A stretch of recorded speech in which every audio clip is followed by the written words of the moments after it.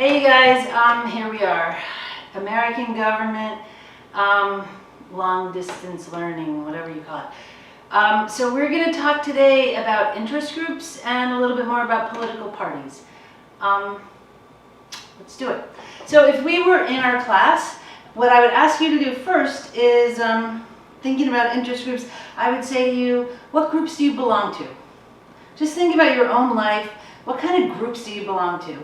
And if I'm going to answer for you because you're not here, I would say that you probably belong to maybe like a sports team. You might belong to a religious group, right? You might belong to some sort of group connected to your work, like a group of employees or a union or something. So I'm just going to say work groups. You might belong to a club at BMCC, so I'll just say club. Let's see, what else do we have? You might think about your family, right? Your family group and some sort of groups within your family. So these are just some groups. And I'm sure you guys could probably think of others. You probably did, hopefully. So those are some of the kinds of groups we belong to in our lives. I want to take a look now at the definition of interest group, just for the record, page 146 from your textbook. So here's the definition. They say an interest group is an organized group of individuals, right, sharing common objectives who actively attempt to influence policymakers. Okay, now there's some key things that I just want to look at here. Basically, it's an organized group of individuals sharing common objectives who actively attempt to influence policymakers. Okay, this is important because if you think about it, if you're walking down the street, keeping your 6-foot social distance, right, but you're walking down the street and you see somebody fall down across the street.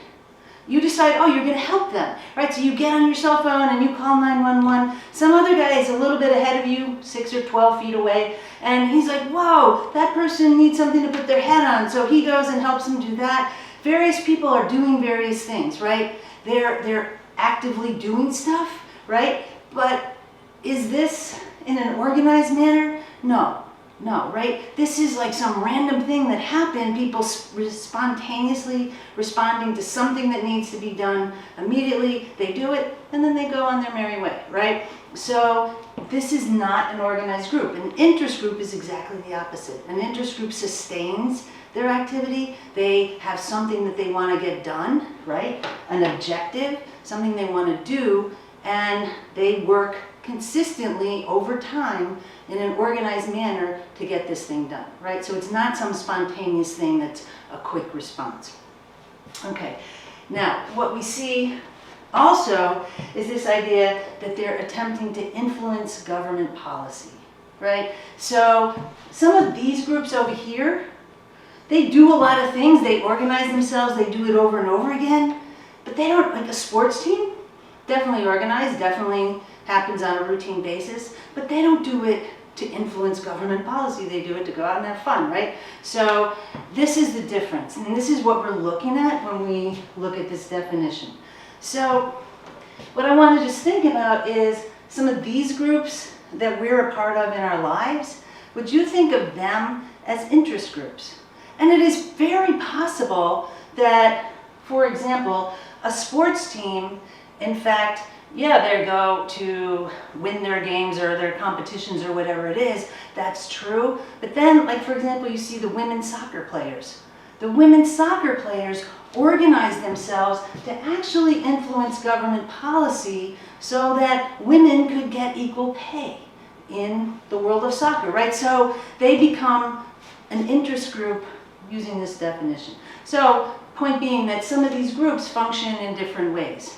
But for our purposes, what we're looking at is groups that are very specifically working to influence policymakers. All right, so why do we even look at this? I know that some of you are going to start groaning, but even on the video, we're going to talk about the fact that it's a democracy, right? And that in a democracy, and you can say this with me, that the ultimate authority rests with the people. It rests with the people. That government gets its power, government gets its authority from the consent of the governed, from you, from me, from people who are governed by the government, the people that the government is actually working for. We have to consent to this, right? All right, so point being that if you want the government to do something, or you want the government not to do something, you have a constitutional right, meaning it's in the Constitution, a constitutional right to push for that to happen. It's in the First Amendment. It's in the First Amendment.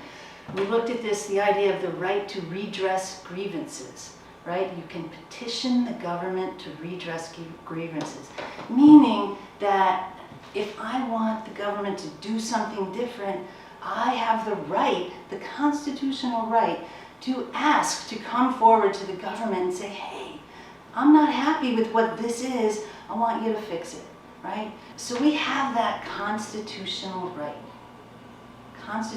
right to redress grievances.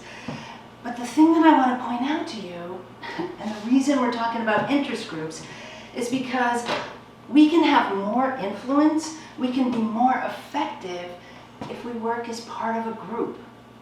If we work as part of a group, right?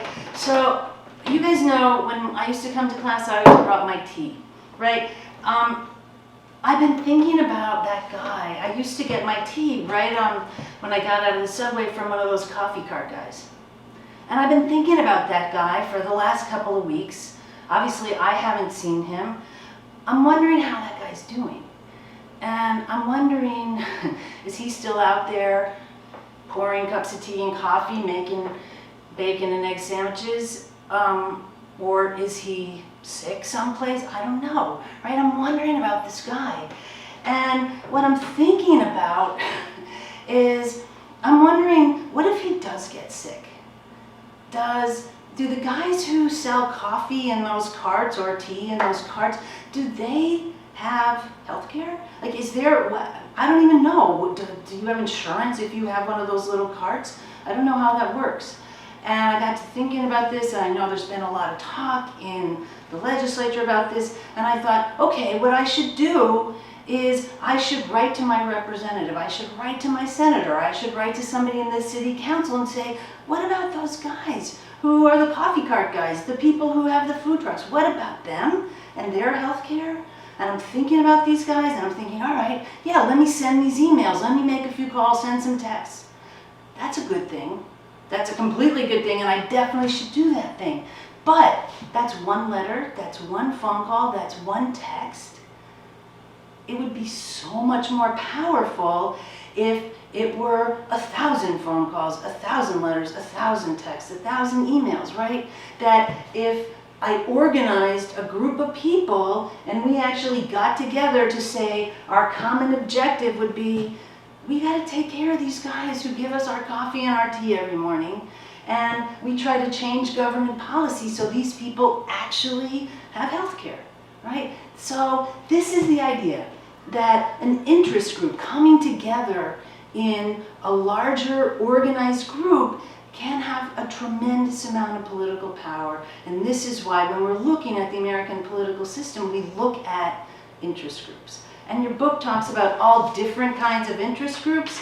I asked you in the assignment that I gave to you, that is on Blackboard, by the way, that what I asked you to do is take a look at 3 interest groups. And I asked you to look at one strategy that interest groups use. And one thing they do is interest groups endorse things, right? And what does it mean to endorse? Basically, when you endorse something, it means you say, ooh, I love this. Now my son, home from college, lent me his sneakers. These are Jordans, right? Michael Jordan endorses these sneakers. So people who want to be really cool like Michael Jordan, not really me, but my son, people wear these sneakers, right? Because Michael Jordan has endorsed them. This is a big deal. Oh, I lost my... Same idea. Cheez-Its. You can see we're eating a lot of junk food in our house these days. Cheez-Its seem to be endorsed by the NABC. So basketball, right? So people are like, oh, basketball, that's good, they like that, I should buy these things. That's what an endorsement is, right? So what we've been looking at is the way in which interest groups have endorsed various political candidates, right? I suggested to you to take a look at the Sunrise Movement. The Sunrise Movement has endorsed Bernie Sanders. The Sunrise Movement is very much focused on the environment and trying to eradicate climate change. They have endorsed Bernie Sanders. So if trying to make the world a better place in terms of the environment is something that I care about, and I see, the Sunrise Movement endorsed Bernie Sanders, then I think, maybe Bernie Sanders is the guy for me. I also mentioned to you about Donald Trump. Donald Trump was endorsed by the National Rifle Association. The National Rifle Association is basically about supporting people's Second Amendment right, the right to bear arms. So if that's something that I really care about, then I think, if that organization who shares the same ideas that I do has endorsed Donald Trump, maybe I should take a look at Donald Trump, right? The third one I gave you was Joe Biden. Joe Biden has been endorsed by the National Education Association, right? So I think, okay, if the National Education Association shares ideas that I have, then maybe I need to take another look at Joe Biden, right? So this is what we're looking at, is this idea that if these organizations like a particular candidate, and I like the organization, maybe I'm gonna like that candidate. Okay, I think that's enough for interest groups. I want to move on to parties. Except, sorry you guys, it's not exactly that kind of party. I'll just put you over here for now. You can finish your cake over here. Thanks for coming. What we're talking about is political parties, okay? And I want to give you the definition, page 147, that your book uses for political parties, right? Political parties are a group of political activists who organize to win elections, operate the government, and to determine public policy. Now, the big difference between a political party and an interest group, which we were just talking about, is this, right? That they organize to win elections, right? Interest groups are not trying to win elections. Interest groups are trying to shape public policy. But political parties are trying to win elections. That's what they're about, right? So we're going to look at some of the different aspects of political parties. The first one that's really interesting and is different than some of the parties that you guys know from some of the other countries that you're familiar with. In the United States, we have no powerful central authority of our party organization, right? That basically, if you look at it, the Republican National Committee, which is the national party organization, in 2016, they did not want Donald Trump to be their presidential candidate. They wanted someone else. But through the whole process of the primary elections, which we'll talk about in another video, basically it came to the fore that Donald Trump was the guy. And he became the candidate of the Republican Party, and then the organization sort of came along behind him. Now, what we look at in terms of the party organization, and we're talking in terms of presidential politics, that basically what we have is every 4 years, there's something that's called the National Convention. And the Republican Party has one, and the Democratic Party has one. And they will each, God willing, have that this summer, right? Before the final election in the fall. So what we have is at this National Convention, oops, and I forgot to write one thing. Two things happen. The first thing, and let me add this in, is that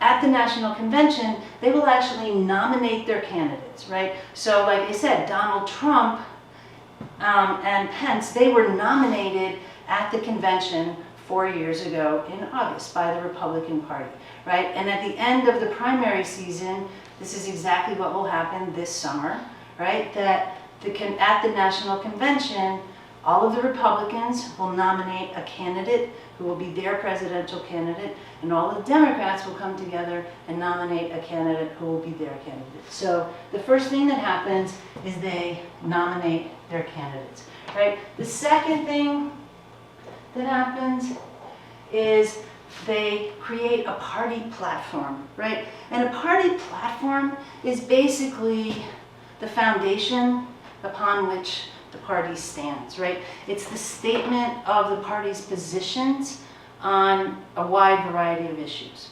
And this is not necessarily binding what the platform is, but what it does is it serves as a way to focus the Republicans or focus the Democrats on various issues. Now, in the United States, we have what we call a two-party system, right? And in this two-party system, we basically have Republicans and Democrats. Now, I want you to take note that I wrote Republican in red and I wrote Democrat in blue, okay? And it's kind of interesting to be standing here with a whiteboard because the reason that we associate the color red with the Republicans and the color blue with Democrats goes back to an election probably about 20 years ago when they were showing results on TV and somebody was coloring in the states that the Republicans won on a whiteboard a long time ago. They were coloring in the Republican red and they were coloring in the Democrat blue. Why? We want a red, white, and blue. The whiteboard's already white. We have red, white, and blue, and it's stuck. And if you look in the front of your textbook, you'll see a map where basically it's a map that shows the way the states voted in the last election, and sure enough, red and blue states are in there. So this is why we call red and blue states. We also, when we're thinking about the parties, we think about elephants, right? So for reasons that we're not going to really go into here, but you could look it up, in the mid-19th century, there were political cartoons which basically connected the Republican Party with elephants, and yes, the Democratic Party with, let's call them, donkeys. What we have is conventions. You guys can see that I've been digging around in my time at home with some toys.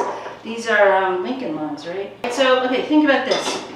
If we're thinking about the party platform, right? The party platform has something, like I said, that we call planks, right? So if we think about what is the Republican, what is he gonna stand on, right? So a plank in the Republican Party platform might be something like we were talking about before, supporting the Second Amendment. Right to bear arms is a very important plank in the Republican platform, right?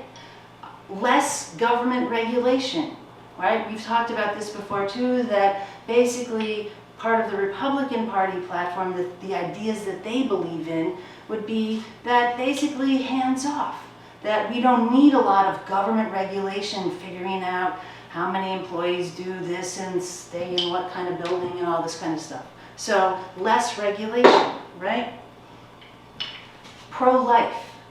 The Republican position on abortion is basically pro-life, right? That really, it's pretty much that we should not be, the government should not be supporting abortion, right?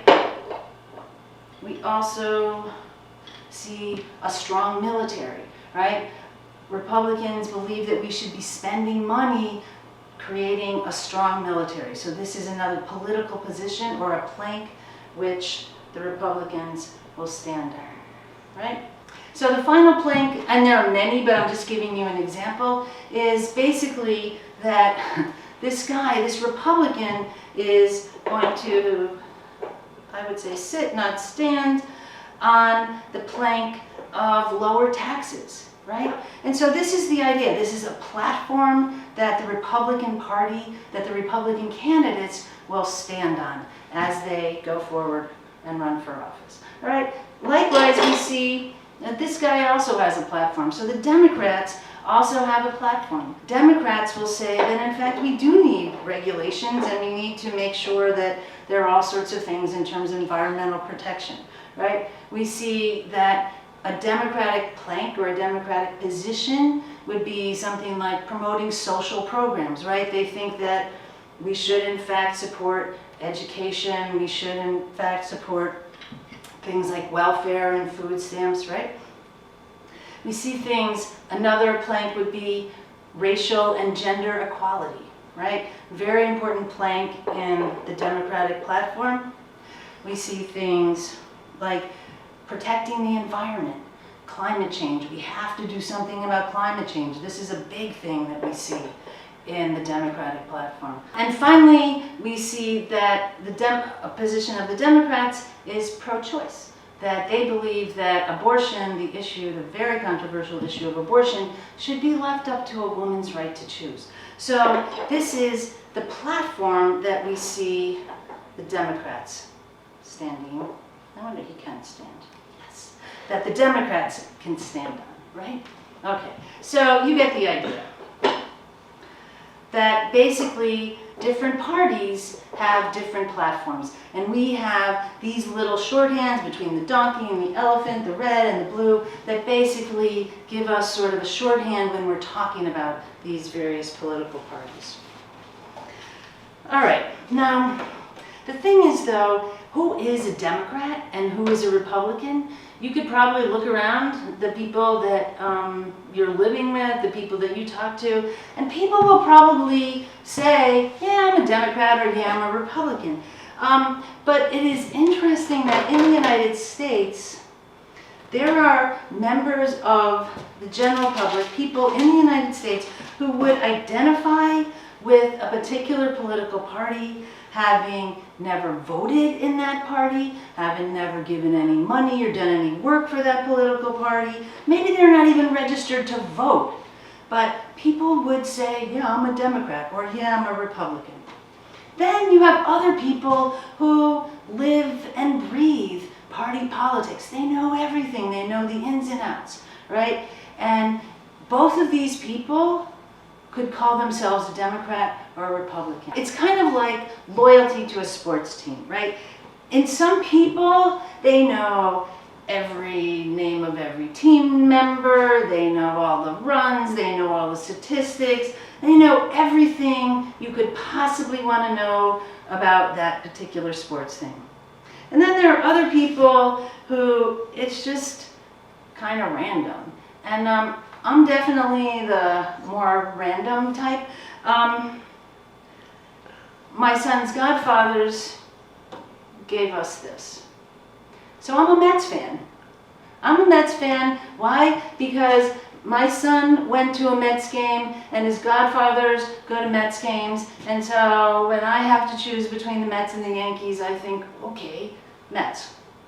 Honest to God, I could have just as easily pulled a little teddy bear out of this bag that was a Yankees, and I don't care, right? But I call myself a Mets fan. The same way that we see some people call themselves Democrats and they never even voted. And some people call themselves Republicans and they never voted. And like I said, some people are incredibly passionate about this.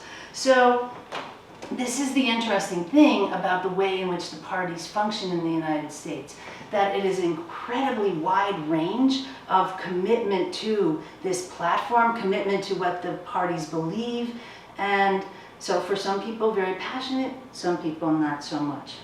Now, I mentioned to you that we have basically a two-party system. But here's the thing. In the United States, and let me give you, I'm just going to give you guys a couple of numbers, all right?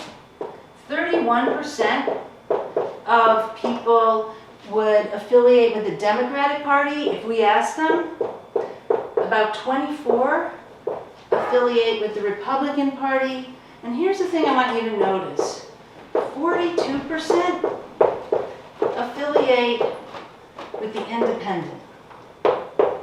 Right? That basically means that 42% of the people, 42% of the people in the United States, give or take, would classify themselves as independent, right? Meaning that they basically are not affiliated. They are in fact probably registered to vote, but they are not registered with one party or the other. So what we have is about 42%. I mean, this is almost half of the American public chooses to affiliate themselves with the independent, right? Rather than go with the Democrat platform or the Republican platform, they basically go rogue and they're independent, right? Oh my. Okay, there we go. Okay, anyway, what we have is 42% of these people choose not to affiliate with one or the other, right? 42%. So what I want you to think about is why. Like, why would they make this choice? Why wouldn't they want to affiliate themselves with one or the other parties? There are a lot of reasons. And if that's you, think about what are your reasons, right? Why don't you want to make that commitment to one or the other parties? What I want you to do to show me that you in fact watch this video to the end is I want you to send me 2 sentences, maybe even one if it's really good. 2 sentences, and just tell me why that is. Why do some people choose to not affiliate with the Democrats or the Republicans? Why do they choose to remain independent? Okay, so I want you to think about that. All right, the last thing that I want to talk about in terms of parties is once we actually get a party in government, how does the party function once the elections are over and people actually take office? All right, and what I want to look at is this idea of what we have now, and it's called a divided government. Right, and what we have now is a divided government. We're talking about the fact that the executive branch, the president, is controlled by somebody who is in the Republican Party, right? And the legislative branch, the Congress, the Senate and the House is controlled by Democrats and the Senate is controlled by Republicans. So we have what we call a divided government because power is divided between the 2 parties, right? And this is an interesting thing. And in some ways, it works really great. And in some ways, it's really problematic, right? And so I also want you to write a sentence about this. I want you to think about which do you think it is? Is it a good thing that we have a divided government? Do the benefits actually outweigh the disadvantages? Or is that actually a bad thing? Would it be better if one party controlled the presidency and the legislative branch, right? So I'm asking you to write basically answers to 2 simple questions, right? Why would some people choose to remain as independents? And second, what do you think about this idea of divided government? Is it a good thing or is it a bad thing? Okay, so I'm going to leave it there for today. I want to tell you guys that I'm missing you very much. I'm really enjoying receiving your emails, and I hope that you guys are all healthy and that your families are healthy, and I hope that you're taking some time to think about the world, because there's a lot of stuff to think about. And if you have questions, comments, get in touch with me. Spending a lot of time in my computer answering emails, I would be very delighted to be answering yours.